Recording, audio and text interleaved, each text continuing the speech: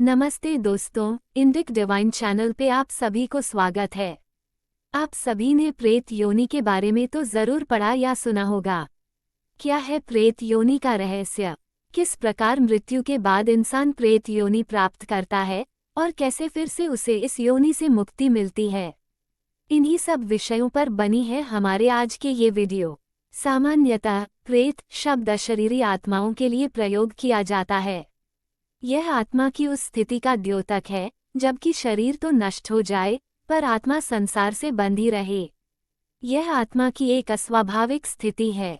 गरुड़ पुराण को हिंदू धर्म का महत्वपूर्ण ग्रंथ माना जाता है, जिसमें मृत्यु और मृत्यु के बाद की घटनाओं के बारे में स्वयं भगवान विष्णु द्वारा बताया गया है।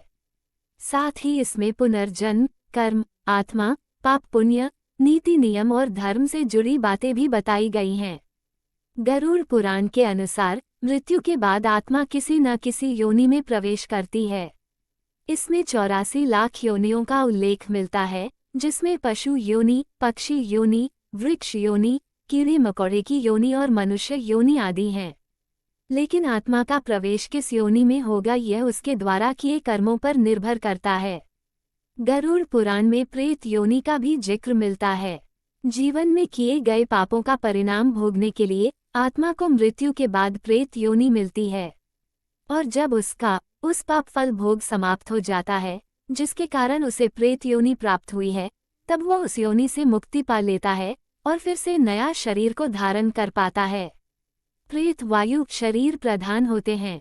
सभी भौतिक पदार्थों का संचयन करने की सामर्थ्य वायु तत्व में रहती है, और वायु शरीर होने से वह जिस योनि की इच्छा करता है वही शरीर को ग्रहण कर लेता है।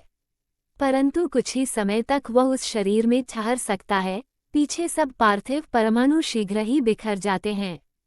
प्रेतों के हृदय में यह इच्छा सर्वदा बनी रहती है कि जहाँ पर उनका धन है, उसके शरीर के पार्थिव परमाणु हैं, उनके शरीर संबंधी परिवार हैं, वहाँ पर रहें, अपने संबंधियों को अपनी तरह बनाएं। जब कोई मनुष्य किसी आकस्मिक चोट, विष अथवा सांसों के बंद हो जाने, पानी में डूब जाने या शरीर जल जाने से किसी प्रकार स्थूल शरीर की अचानक क्षति कर लेता है, या एक क्षति किसी अन्य के द्वारा कर दी जाती है, तो शरीर तो नष्ट हो जाता है किंतु विद्युतीय शरीर का क्षरण नहीं हो पाता।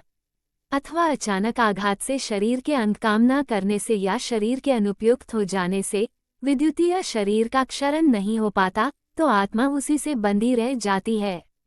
विद्युतीय शरीर में होने के कारण उसका प्रत्यक्षीकरण या दिखाई देना अन्य लोगों की दृष्टि में बंद हो जाता है, और लोग स्थूल शरीर को निर्जीव पाकर समझते हैं कि व्यक्ति मर गया, परंतु वह उस विद्युतीय शरीर में जीवित रहता है तथा उसकी चेतना, अनुभूति आदि बनी रहती है।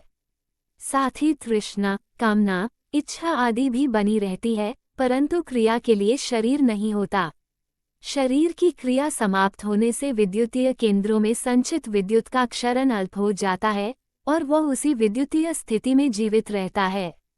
इस प्रकार स्पष्ट है कि यह विद्युतीय शरीर ही प्रेतात्मा है। उस विद्युतीय शरीर के क्षरण पर ही उस आत्मा की मुक्ति निर्भर हो जाती है। कभी कभी यह विद्युतीय शरीर हजारों वर्षों में क्षरित होता है। ये स्थिति जीव के लिए अत्यंत कष्टप्रद स्थिति है। वह चाहकर भी कुछ नहीं कर पाता, छटपटाता रहता है और स्वयं असंतुष्ट और कष्ट में होने से अथवा कामनाएं अधूरी रहने से दूसरों को कष्ट देता है तथा कामनाएं पूरी करने का प्रयास करता है। शास्त्र के अनुसार जिसका अंत्येष्टि संस्कार शास्त्रविहित क्रियाओं से नहीं किया जाता, साथ ही ऐसे लोग जिनकी मृत्यु जल में डूबकर, अग्नि में जलकर, वृक्ष से गिरकर आदि से हुई हो, ऐसे मनुष्यों की आत्मा प्रेत योनि में जाती है। प्रेत योनि में प्रवेश कर इन मृत आत्माओं को वायु प्रधान शरीर मिलता है और वह प्रेत योनि प्राप्त करता है। जब शास्त्रोक्त विधि से उसका प्रेत संस्कार, दशगात्र विधान, षोडश श्राद्ध, सपिंडन विधान किया जाता है, तब वह प्रेत शरीर से छूट जाता है। मान्यता के मुताबिक श्री राम, हनुमान जी, काली माता, भैरव महाराज, नरसिंह भगवान जैसे देवताओं के पवित्र मंत्र या किसी ध्यान सिद्ध योगी, तांत्रिक आदि का स्पर्श इनके विद्युतीय शरीर के क्षरण को तीव्र कर देता है, अर्थात विशिष्ट कंपन या सिद्ध विद्युत शरीर का प्रभाव जब इन प्रेतरूपी विद्युतीय शरीर पर पड़ता है तो उसका क्षरण तेज हो जाता है और इन्हें उसी प्रकार कष्ट होता है जिस प्रकार स्थूल शरीर के नष्ट होने से होता है। इसलिए ये इन ध्वनियों, यंत्रों, मंत्रों, ताबीजों आदि से दूर भागते हैं। ये सब विद्युतीय तरंगों की क्रियाएं हैं। प्रकृति की कुछ विशेष वनस्पतियां, वृक्ष, स्थान आदि ऐसे हैं जहां इन विद्युतीय शरीरों को शांति मिलती है। ये वहां रहना पसंद करते हैं। दोस्तों, आज की जानकारी यही तक। वीडियो अगर आपको अच्छी लगी हो तो एक लाइक करके चैनल को सब्सक्राइब कर लीजिए। धन्यवाद।